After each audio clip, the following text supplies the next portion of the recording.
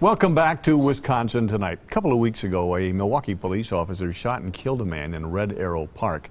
That man had a history of mental problems, and instances like this remind us that mental health is an issue that certainly needs to be addressed, and there's no better time to do it than now, since May is Mental Health Month. And joining us tonight are Sue McKenzie, co-facilitator of WISE, which works to take away the stigma of mental illness, and we also have Curtis Marshall, who is a public health consultant. We appreciate you both being with us this evening. Glad to be here. Well, Sue, we're going to start with you. First of all, tell us what WISE is and what is its goal? So WISE is a statewide coalition, many members of mental health organizations and individuals who've come together to work to end the stigma of mental illness.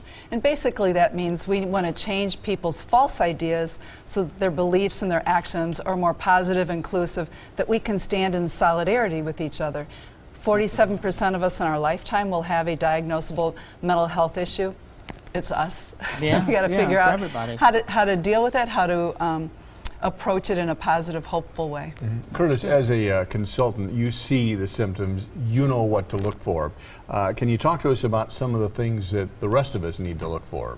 You know, Mike, and that's a good question. And I personally, I've dealt with mental health and I've dealt with depression, and I don't think there's any one particular symptom to look for, but I think it's important to recognize that when you're not feeling yourself, you know, there may be situations in your everyday life, your job, your home, just being a person that can kind of throw you off track, and you may not feel the same, and you may feel down, and you may feel some anxiety. And I think that's why it's just so important, you know, to really, you know, recognize, you know, what's going on with you as a person, and then seek those resources and that support. But I think that's just so important. So it's not something that you can see, you know, like looking at you or looking at, at Curl, that you can tell that someone's depressed. But I think that's important to understand that, you know, you as a person, if you don't feel your everyday normal self, you know, then to seek the help and to kind of look in the mirror and say, I need some help and I need some support.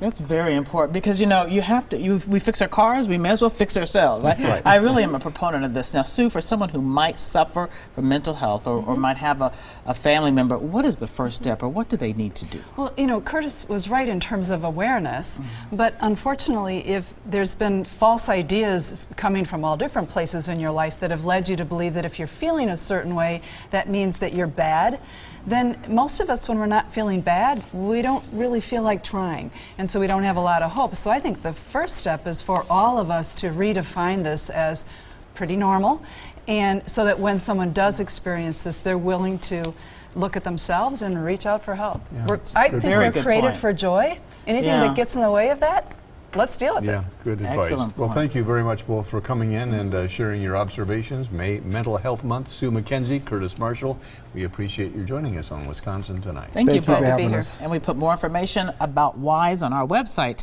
tmj4.com/Wisconsin Tonight.